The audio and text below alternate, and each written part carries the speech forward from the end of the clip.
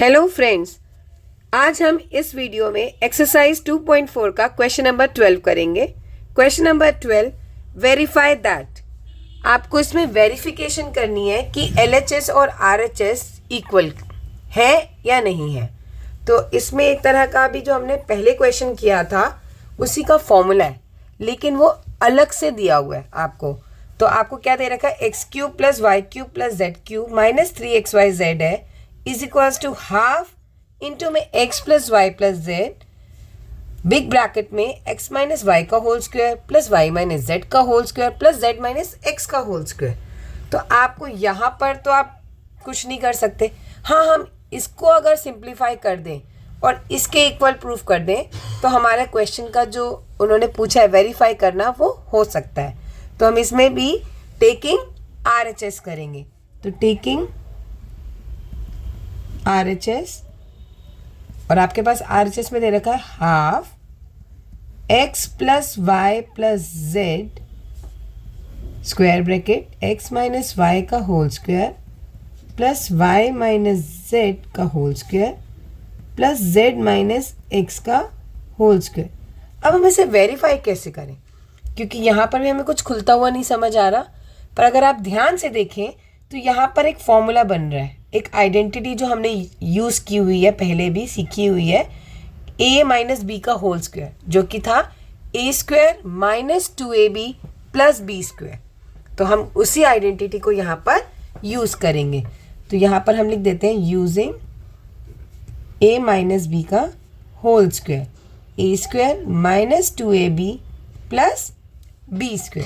तो उसे किस तरह करेंगे हम, पहले हम लिखेंगे हाफ, जो हमारे पास गिवन है ही है, x + y + z। अब बिग ब्रैकेट ही रहने देंगे और पहले हम इसमें ये वाला फॉर्मूला यूज़ करेंगे। तो x - y, यहाँ पर हमारा x है a और जो b है वो y है।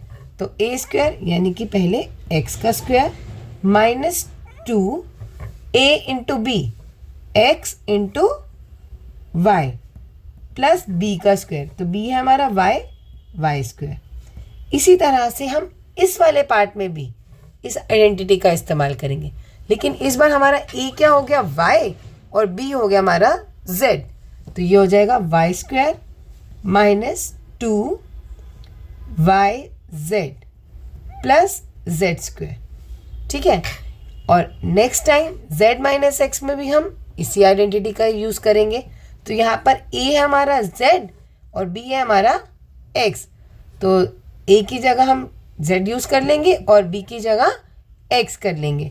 तो ये हो जाएगा हमारा z² - 2zx प्लस x²। अब हम यहाँ देख पा रहे हैं कि x² और हमारे पास x² है, तो हम इसको एक साथ लिख लेंगे। ये हो जाएगा हमारा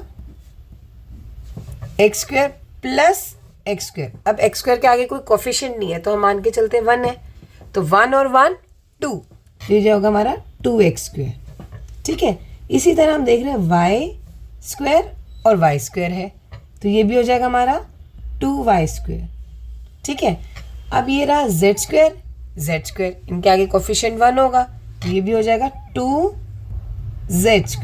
तो ये जो हमारी ये टर्म्स है ये तो निकल गई। अब हमारे पास बची है -2xy - 2yz - 2zx। तो हम इसमें से क्या करेंगे, हम इसमें से 2 को कॉमन ले लेंगे और बाहर निकाल लेंगे। तो ये हो जाएगा हाफ x + y + z, और ये 2 ब्रैकेट में है तो बाहर आ गया, और अंदर बचेगा हमारे पास x² + y² + z² - xy - yz - zx।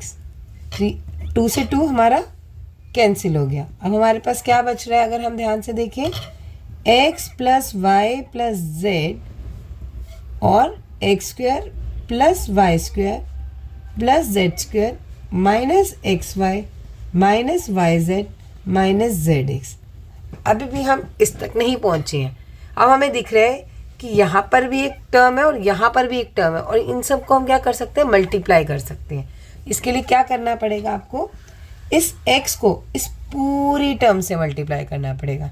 इसी तरह से y को पूरी टर्म से और z को भी पूरी टर्म से करना पड़ेगा।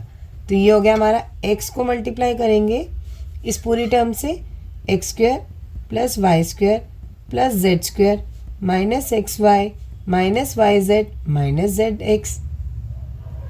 इसी तरह से प्लस वाई के साथ भी हम इस पूरी टर्म को लिख देंगे, x square plus y square plus z x minus x y minus y z minus z x plus z multiply में x square plus y square plus z square minus x y minus y z minus z x.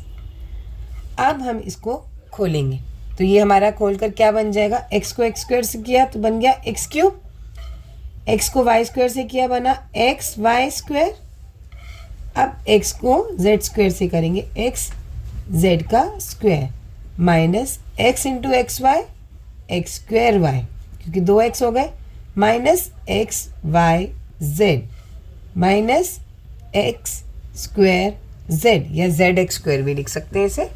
अब इसी तरह से y को हम इस पूरी term से मल्टीप्लाई करेंगे तो ये बन गया हमारा x square y plus y into y square y cube plus y into z square y minus y into x y minus x y square y into y z minus y square z y into z x minus x y z, क्योंकि multiply में तो हम आगे पीछे लिख सकते हैं। Plus अब z को करेंगे इस पूरे से, z into x square is x square z, z into y square is y square z. अब मैं नीचे लिख रही हूँ इसे, z into z square is plus z cube, ठीक है, z into x y minus x y z, z into y z minus y z square, z into z x, ये हो गया माइनस जेड स्क्वायर एक्स। सबसे पहले अब आप क्या करेंगे, इसमें लाइक टर्म्स देखेंगे, ठीक है। अब एक्स क्यूब का साथी कोई भी नहीं नज़र आ रहा तो हम यहाँ पे एक्स क्यूब लिख लेंगे। एक्स वाई स्क्वायर, क्या कहीं एक्स वाई स्क्वायर है? जी हाँ, एक्स वाई स्क्वायर है। ये हमारा एक्स वाई स्क्वायर, ये भी एक्स वाई स्क्वायर, और ये प्लस में है, ये माइनस में है, तो ये हमारा कैंसिल हो गया। अब हम एक्स जेड स्क्वायर देखते हैं, क्या एक्स जेड स्क्वायर का कोई लाइक स्क्वायर है? एक्स जेड स्क्वायर, ये हो गया एक्स जेड स्क्वायर और एक्स जेड स्क्वायर, ये प्लस है, ये minus, minus x square y, क्या एक्स स्क्वायर वाई है कहीं? एक्स स्क्वायर वाई हमारा ये रहा, तो ये माइनस से प्लस कैंसिल हो गया। इसी तरह से माइनस एक्स वाई जेड, ये भी है माइनस एक्स वाई जेड और ये भी माइनस एक्स वाई जेड है, बट ये तीनों माइनस में, और माइनस माइनस क्या होता है? प्लस होता है, तो हम तीनों को प्लस कर लेंगे तो ये हो जाएगा हमारा माइनस 3xy जेड। अभी हमारी टर्म खत्म हो गई, माइनस एक्स स्क्वायर जेड, और हमने देखा minus x square plus x square Z, तो ये भी हमारा कैंसिल हो गया। अब वाई क्यूब कहीं पे भी नहीं है, लिख देंगे आप, plus z square y minus z square y, तो ये हमारा कैंसिल हो गया, ठीक है, जेड स्क्वायर वाई, और ये था हमारा minus y square z plus y square z, cancel हो गया। अब हमारे पास क्या बचा है? सिर्फ x cube minus 3xy z plus y cube plus z cube. इसको हम दोबारा अगर तरीके से लिखें तो ये हो गया x cube plus y cube plus z cube minus 3xy z, तो जो कि हमने प्रूफ कर दिया LHS is equals to RHS, hence verified. आप यहाँ पे इसे लिख दीजिए, LHS is equal to RHS है, इसीलिए हैंस वेरीफाइड।